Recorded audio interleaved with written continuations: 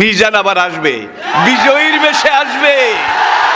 মিজানুর রহমান আজহারি চলে গেছে, চলে যায়নি, তাকে চলে যাওয়ার জন্য বাধ্য করা হয়েছে। একটা মাহফিলে 10 লাখ 15 লাখ লোক হওয়া, এটা দুনিয়ার কোনো রাষ্ট্রপ্রধানের ইতিহাসেও নেই, ঠিক কিনা বলুন? আজকে তাকে এই দেশে থাকতে দেওয়া হয়নি। সোজা কথা, সংক্ষিপ্ত কথা, চূড়ান্ত কথা, শেষ কথা, মিজান আবার আসবে, বিজয়ীর বেশে আসবে। এই দেশের তাওহীদি জনতা এমন ইতিহাস সৃষ্টি করে তাকে আলিঙ্গন করবে ইনশাআল্লাহ। সেই সমাবেশই দূরে নয়।